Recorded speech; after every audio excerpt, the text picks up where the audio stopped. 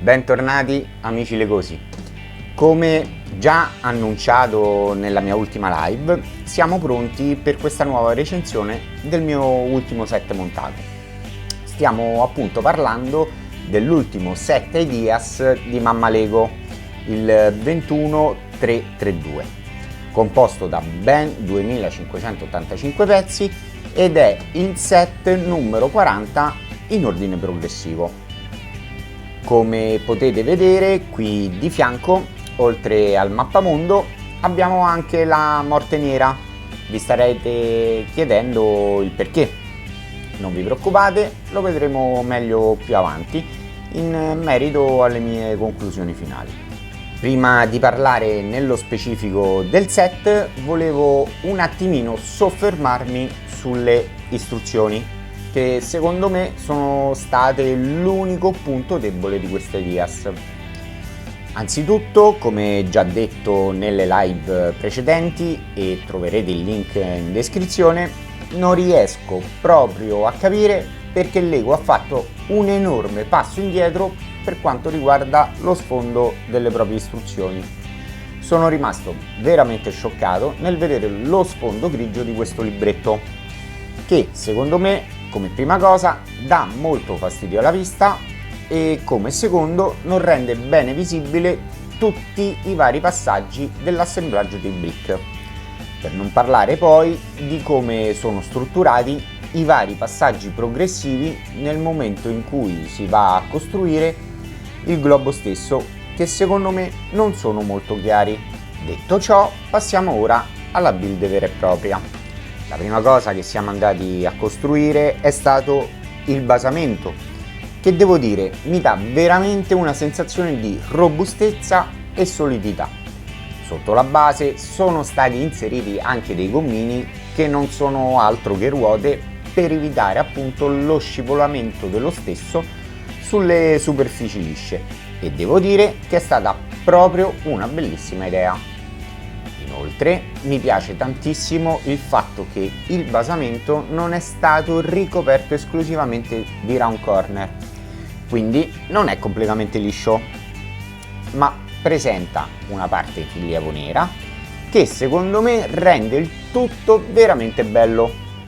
La seconda parte della build si concentra invece sulla costruzione dell'arco di sostegno del globo. A prima vista potrebbe anche risultare molto delicata, ma anche in questo caso vi garantisco che il tutto è veramente massiccio. Questo arco, come possiamo ben immaginare, è stato costruito con tecniche SNOT, rafforzato con alcune cerniere verticali e orizzontali che uniscono i vari segmenti di cui è formato, ed il tutto riprende i colori del basamento con l'aggiunta di alcuni slot curvi e tile dorati che ne esaltano l'eleganza. La parte finale è appunto la costruzione del mappamondo stesso. Il tutto inizia con l'assemblaggio della fascia equatoriale, quindi per intenderci un vero e proprio anello formato da 12 segmenti. All'interno di questo anello verrà poi inserita una piccola struttura Technics centrale che fungerà un po' da sostegno al resto della struttura. Da qui in poi la build risulta un po' ripetitiva, in quanto si andranno a costruire e successivamente ad assemblare i vari spicchi che comporranno i due emisferi del globo. Nulla di così noioso comunque, perché dopo la costruzione di ogni coppia verranno aggiunti plate e tile che andranno a formare le masse continentali. Come poi verranno aggiunte anche, cosa che ritengo veramente una genialata, i vari tile fosforescenti ad indicare le varie zone geografiche del mappamondo. Volevo un secondo soffermarmi sulla struttura interna dello stesso.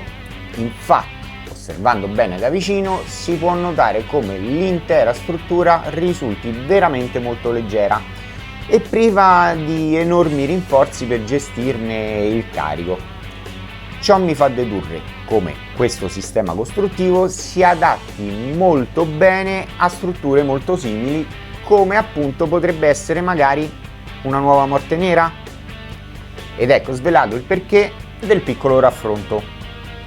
Pensate come sarebbe stupendo una perfetta morte nera, magari giocabile, fondendola a tutte queste nuove tecniche. Infine comunque la build si conclude con l'innesto dei due axle alle due estremità della sfera per poi collegare il tutto all'espositore. La connessione superiore devo dire veramente molto bella ed il punto di presa consente in modo semplice di girare il globo senza toccarlo direttamente. Cosa che però non posso dire assolutamente della connessione inferiore, in cui una parte grigia dell'axle rimane più esposta.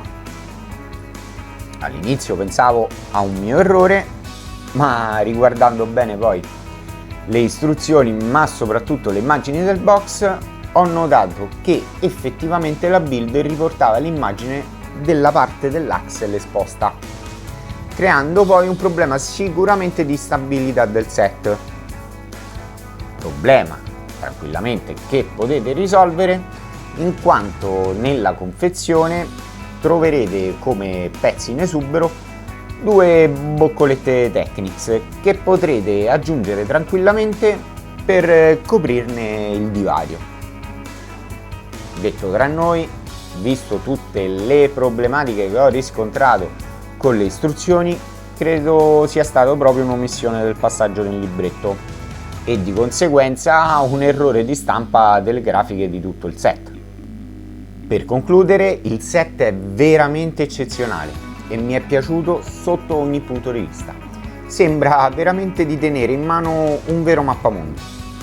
L'eleganza dei colori utilizzati ne fa davvero da padrone e le tecniche di costruzione aprono le porte a molti di quelli che saranno, secondo me, i set futuri. Ok amici, anche questa nuova recensione è finita, quindi mi raccomando, un bel pollicione in alto, quindi un bel like per sostenere il canale, ricordatevi di condividerlo con tutti quanti i vostri amici, ma soprattutto andate a visitare tutti quanti i nostri social, Facebook ed Instagram. Per chi volesse sostenere naturalmente ancora di più questo canale, abbiamo anche un Patreon dove troverete tutto quanto il link in descrizione e mi raccomando, naturalmente nel link in descrizione troverete anche le live del globo. Ok ragazzi, io vi saluto. Grazie per tutto quanto il sostegno e ricordatevi, solo il meglio è abbastanza. Ciao!